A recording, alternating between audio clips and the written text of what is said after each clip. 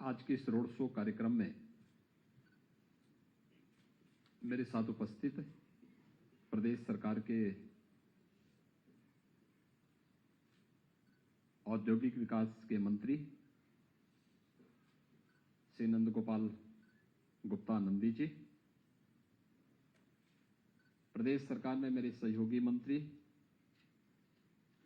Stamp and registration के मंत्री श्री रविंद्र जायसवाल जी,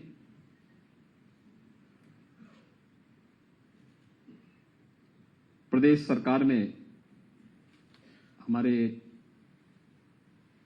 सभी वरिष्ठ अधिकारीगण, एडवाइजर के रूप में Shivnish Awasthi ji, additional chief secretary और आईआईटीसी श्री अरविंद कुमार जी, हमारे additional chief secretary finance Shri Prashant Trivedi ji, principal secretary Shri Mukesh Meshram ji, CII के चेयरमैन श्री संजीव बजाज जी,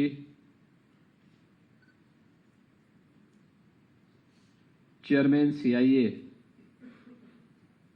नॉर्थ रीजन श्री अंशुमान मैगजीन जी, दीपक जैन जी, और आप सबके सामने अपने अनुभव को साझा करने वाले हीरानंदानी ग्रुप के सीईओ श्री दर्शन हीरानंदानी जी, आज के इस रोड शो में यहां पर उपस्थित देश के सभी प्रतिष्ठित हमारे बिजनेस लीडर्स, उद्योगपति, इन्वेस्टर्स और उपस्थित सभी भाइयों बहनों, मैं उत्तर प्रदेश शासन की ओर से आप सबका हृदय से स्वागत करता हूं। उत्तर प्रदेश भारत का हृदय स्थल है, भारत की आध्यात्मिक और सांस्कृतिक विरासत का प्रतिनिधित्व करता है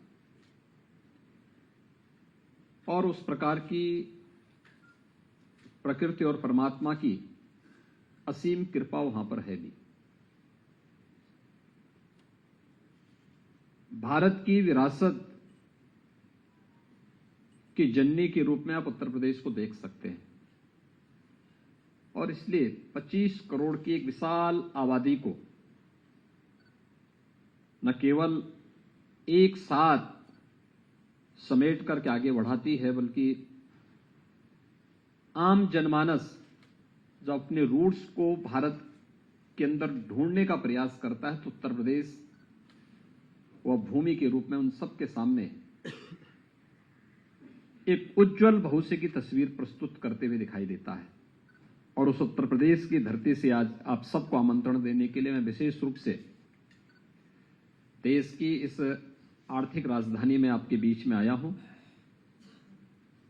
आप सब उत्साह के साथ यहां पर आए हैं, ये मुझे आनंदित भी कर रहा है और हमारी पूरी टीम को आगे बढ़ने के लिए प्रेरित भी कर रहा है। मित्रों, हम सबके लिए यह अवसर अत्यंत महत्वपूर्ण है, क्योंकि इस देश ने अपनी आजादी के अमृत महोत्सव को अभी मनाया है। अमृत महोत्सव का जो प्रधानमंत्री जी ने हम सबके सामने जो पंचप्रण की बात की है, हर भारतवासी ने पहली बार देश के आजादी के इस उत्सव के साथ जुड़ करके एक भारत श्रेष्ठ भारत की इस परिकल्पना को आगे बढ़ते हुए देखा है। हर घर तिरंगा उसका एक उदाहरण है। आपने देखा होगा सुदूर गांवों से लेकर के उन वनवासी क्षेत्रों में भी तिरंगा लहराता हुआ दिखाई दे रहा था। यह इस नए भारत की वह तस्वीर है जो हर भारतवासी को जाति, मत, मजहब, क्षेत्र, भाषा से ऊपर उठा करके विकास की एक नई आशा उसके मन में एक नए उमंग के साथ जगा करके आगे बढ़ाने के लिए प्रेरित करती है। और इस देश के यशस्वी प्रधानमंत्री जी के नेतृत्व में जब हमने आजादी के अमृत महोत्सव को मनाया है, यह आनंद हमारे लिए और भी कई गुना बढ़ा है। जब जिस ब्रिटेन ने 200 वर्षों तक भारत में शासन किया था, उस ब्रिटेन को पछाड़ करके भारत दुनिया की 5वीं बड़ी अर्थव्यवस्था बनता है, तो हर भारतवासी के लिए ये गौरव की बात होती है। और मित्रों, आजादी के अमृत महोत्सव वर्ष में भारत को प्रधानमंत्री मोदी जी के यशस्वी नेतृत्व में G20 की लीडरशिप भी मिली है। भारत G20 के दुनिया के उन 20 प्रतिष्ठित देशों का नेतृत्व कर रहा है जहां पर दुनिया की 60% आबादी निवास कर रही है। दुनिया के 75% ट्रेड पर जिनका अधिकार है, दुनिया के 85% जीडीपी पर जिन देशों का अधिकार है, और दुनिया के 90% पेटेंट पर भी जिन देशों का अधिकार है, उन देशों को आजादी के अमृत महोत्सव वर्ष में भारत को नेतृत्व करने का अवसर प्राप्त हो रहा है। ये हर भारतवासी के लिए गौरव की बात होनी चाहिए। और इसलिए इस नए भारत के निर्माण में प्रधानमंत्री मोदी जी के इस प्रवर्तमान अभियान में हम सब की क्या भूमिका हो सकती है, उसी भूमिका को आप सबके सामने रखने के लिए उत्तर प्रदेश की ओर से हमारी टीम आई है। और मुझे प्रसन्नता है इतनी भारी संख्या में आप सब मुंबई के इस रोड शो में यहां पर एकत्र हुए हैं। मैं आप सबका उत्तर प्रदेश शासन की ओर से हृदय से स्वागत करता हूं, आप सबका अभिनंदन करता हूं। जैसा यहां पर जो प्रेजेंटेशन आपके सामने हुए हैं, जो मेरे पूर्व वक्ताओं ने भी आपके सामने अपनी बातें यहां पर कही हैं, कहने के लिए उत्तर प्रदेश 25 करोड़ की आबादी का, देश की सबसे बड़ी आबादी का राज्य है। और अगर दुनिया के अंदर आप देखेंगे तो 4 ही देश ऐसे हैं जिनकी 25 करोड़ से अधिक की आबादी है। स्वाभाविक रूप से संभावनाएं हमारे पास है। दुनिया के अंदर कौन सा ऐसा सेक्टर है जिसमें यूपी के अंदर संभावना ना दिखती हो। और पिछले 8 वर्ष में प्रधानमंत्री मोदी जी के यशस्वी नेतृत्व में, उनके मार्गदर्शन में देश के अंदर जो कार्य हुआ है हम सबके सामने है। उत्तर प्रदेश ने भी पिछले 6 वर्ष के अंदर इन सभी सुविधाओं का बेहतर लाभ लिया है। उत्तर प्रदेश देश के अंदर सबसे अच्छी फर्टाइल लैंड रखता है।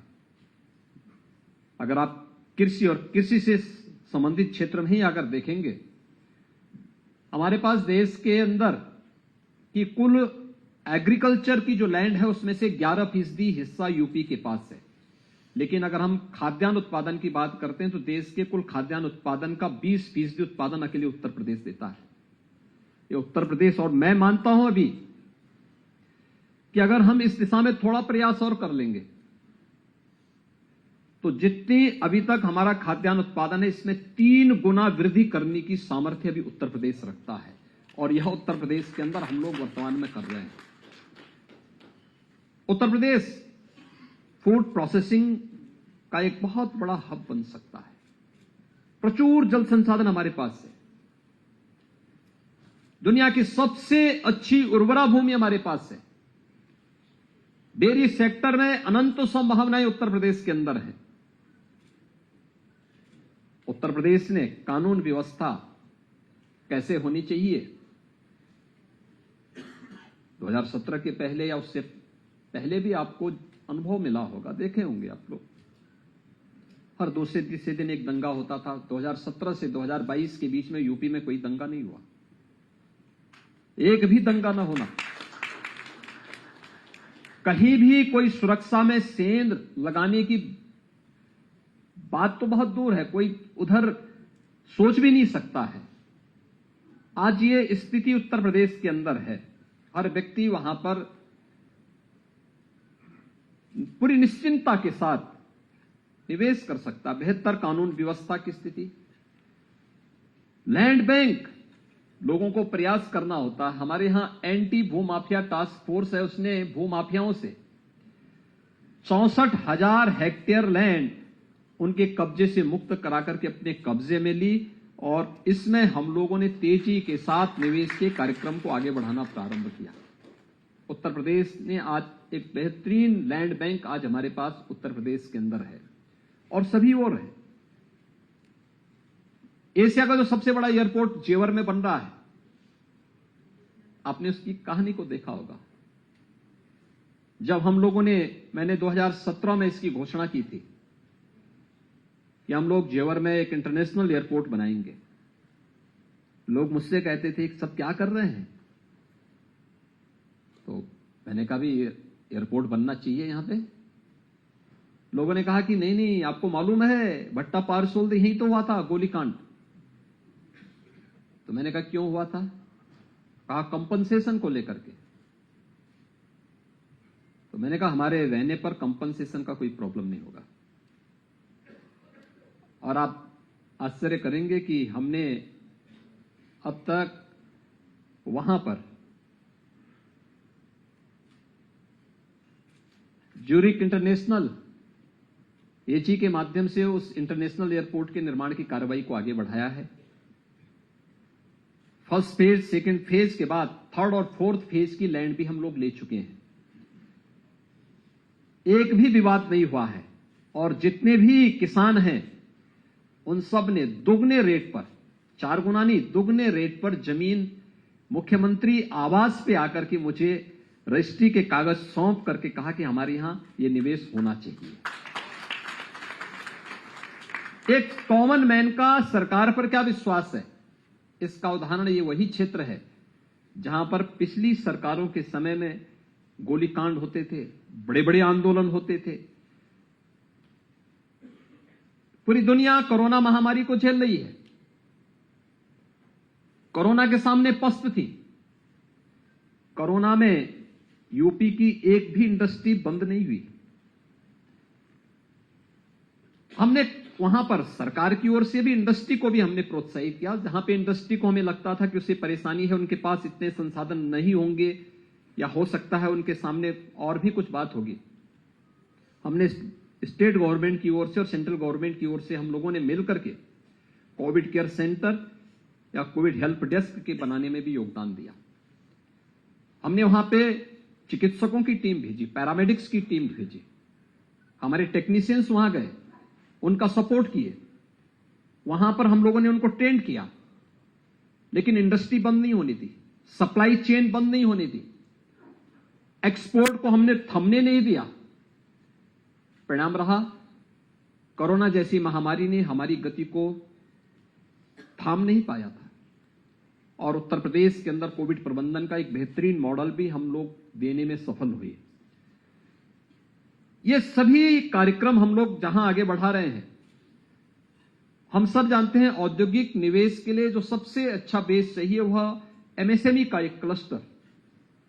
यूपी के पास आज के दिन पर 96 लाख एमएसएमई की यूनिट है, ये रजिस्टर्ड हैं, और इसने यूपी के अंदर जो अनंत संभावनाओं को आगे बढ़ाया है। 1 डिस्ट्रिक्ट 1 प्रोडक्ट की उत्तर प्रदेश शासन की वह अभियान, जिसने अपने परंपरागत उद्यम को प्रोत्साहित करने के लिए उसकी अच्छी डिजाइन हो, अच्छी तकनीक हो, उसके लिए अच्छा मार्केट मिले, उसकी ब्रांडिंग हो, इसे लेकर के हम लोगों ने जिस कार्यक्रम को आगे बढ़ाया है, आज वह देश के अंदर प्रधानमंत्री मोदी जी के नेतृत्व में आत्मनिर्भर भारत का ही आधारशिला बना है, और उस दिशा में हम लोग बहुत अच्छा कार्य कर सकते हैं। और इसीलिए विगत 4 वर्ष के अंदर आपने इस बात को देखा होगा, 5 वर्ष के अंदर उत्तर प्रदेश ने 4 लाख करोड़ रुपए से अधिक के निवेश को आसानी से जमीनी धरातल पर उतारने में सफलता प्राप्त की।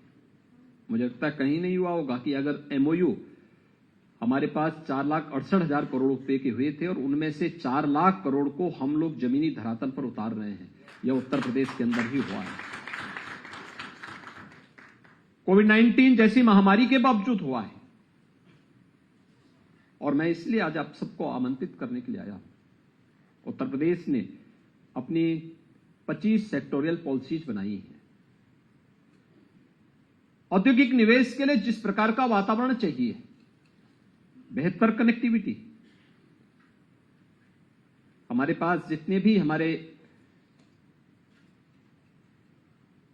प्रदेश के अंदर इंटर स्टेट कनेक्टिविटी, नेपाल से हमारी सीमा मिलती है लगभग 550 किलोमीटर की। बिहार, झारखंड, थोड़ा सा छत्तीसगढ़ में, मध्य प्रदेश, राजस्थान, हरियाणा, उत्तराखंड और दिल्ली, ये उत्तर प्रदेश की सीमा इन राज्यों से और नेपाल अपने पड़ोसी मित्र देश से भी मिलती है। ये सभी कनेक्टिविटी हमारी आज के दिन पे 4 लेन की है। उत्तर प्रदेश में राजधानी लखनऊ से पूर्वी क्षेत्र को जोड़ने के लिए पूर्वांचल एक्सप्रेसवे, बुंदेलखंड को जोड़ने के लिए बुंदेलखंड एक्सप्रेसवे, पश्चिमी उत्तर प्रदेश को पूर्वी उत्तर प्रदेश से जोड़ने के लिए गंगा एक्सप्रेसवे, राजधानी दिल्ली से प्रदेश की राजधानी लखनऊ को जोड़ने के लिए यमुना एक्सप्रेसवे और आगरा लखनऊ एक्सप्रेसवे, ये कनेक्टिविटी के हमारे बेहतरीन माध्यम बन चुके हैं। हर डिस्ट्रिक्ट हेडक्वार्टर को हम लोगों ने 4 लेन की कनेक्टिविटी के साथ जोड़ा है। प्रदेश की राजधानी लखनऊ से ये सड़क इंफ्रास्ट्रक्चर की स्थिति उत्तर प्रदेश के अंदर है। देश का सबसे अच्छा रेल नेटवर्क भी उत्तर प्रदेश के पास है, 16,000 किलोमीटर का।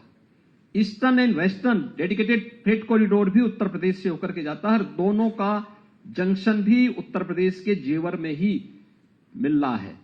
यह उत्तर प्रदेश के अंदर रेल नेटवर्क है। एयरपोर्ट के बारे में आपके सामने अभी बताया जा रहा था। 17 तक केवल 2 एयरपोर्ट हमारे पूरी तरह उत्तर प्रदेश के अंदर क्रियाशील थे। आज हमारे पास 9 एयरपोर्ट हमारे पास पूरी तरह क्रियाशील हो चुके हैं। 10 नए एयरपोर्ट पर हम लोग कार्य कर रहे हैं, जिनमें से 5 एयरपोर्ट हम लोगों ने एयरपोर्ट अथॉरिटी ऑफ इंडिया को सौंप दिए हैं एक एमओयू के तहत कि आप इनका संचालन करिए। इनके मेंटेनेंस आदि में जो खर्चा आएगा राज्य सरकार उसमें सहयोग करेगी। 5 एयरपोर्ट हमारे बहुत शीघ्र तैयार होने जा रहे हैं, जिनको भी हम एयर कनेक्टिविटी के साथ जोड़ने के कार्य करेंगे। लैंडलॉक्ड स्टेट से भी हम ऊपर उठ चुके हैं।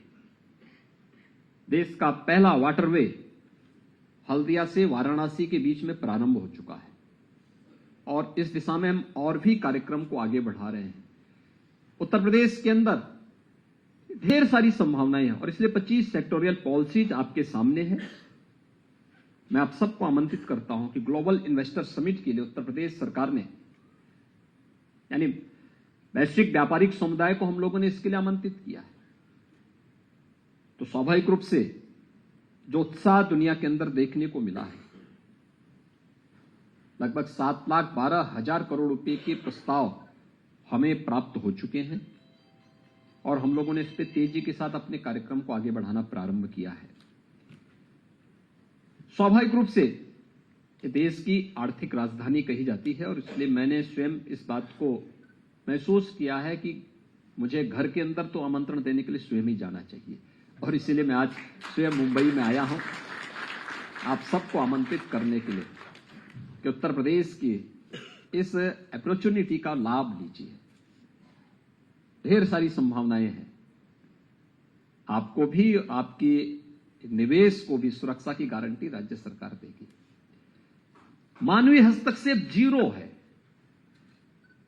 आपने एमओयू किया, वहीं से मुख्यमंत्री कार्यालय इन सब की मॉनिटरिंग करना प्रारंभ कर देगा।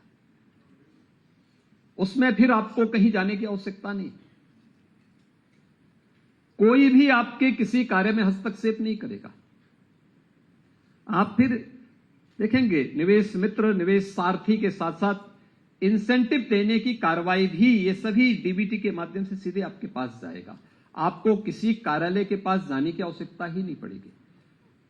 हम लोगों ने टेक्नोलॉजी का उपयोग करते हुए ह्यूमन इंटरफेरेंस को जीरो करने का प्रयास किया है और उसी दिशा में मैं आप सबका सहयोग चाहता हूं कि उत्तर प्रदेश की इन अनंत संभावनाओं को, हर एक सेक्टर में जो संभावनाएं हैं, इन संभावनाओं को आगे बढ़ाने में आप सब भी अपना योगदान दें। उत्तर प्रदेश सरकार आपके स्वागत के लिए उत्सुक है। उत्तर प्रदेश का जैसा बड़ा बाजार आपके पास है और इसका लाभ उठाएं, अपने बिजनेस को भी बढ़ाएं और साथ साथ आदरणीय प्रधानमंत्री जी के विजन के अनुरूप भारत की अर्थव्यवस्था को $5 ट्रिलियन की अर्थव्यवस्था के रूप में अगर बदलना है तो उसका रास्ता उत्तर प्रदेश से होकर के जाता है, क्योंकि एक बड़ी आबादी देश की उत्तर प्रदेश में निवास करती है। वहां उस रास्ते को और सुगम बनाता है। उत्तर प्रदेश इस दिशा में आगे बढ़ने के लिए पूरी तत्परता के साथ कार्य कर रहा है। मैं इसके लिए आप सबको 10 से 12 फरवरी के बीच उत्तर प्रदेश की राजधानी लखनऊ में आयोजित ग्लोबल इन्वेस्टर समिट के लिए सादर आमंत्रित करता हूं और मुझे विश्वास है कि हमारी टीम के साथ मिलकर के आप उत्तर प्रदेश के अंदर अपना निवेश करेंगे, उन सभी सेक्टर्स में उन संभावनाओं को तलाशेंगे जो न केवल आपके लिए बल्कि उत्तर प्रदेश के लिए भी बहुत फ्रूटफुल होगा। इस विश्वास के साथ मैं आज के इस रोड शो कार्यक्रम में आप सबका एक बार फिर से स्वागत करता हूं और आप सबको उत्तर प्रदेश के अंदर बेहतरीन निवेश के साथ बेहतरीन वातावरण देने का आश्वासन भी देता हूं। धन्यवाद। जय हिंद। बहुत बहुत धन्यवाद माननीय मुख्यमंत्री जी। उत्तर प्रदेश को आप कैसे एक उत्तम प्रदेश और फिर एक सर्वोत्तम प्रदेश बनाने की तरफ जो आपकी सोच है, जो मंशा है, और किस तरह से आप उसे धरातल पर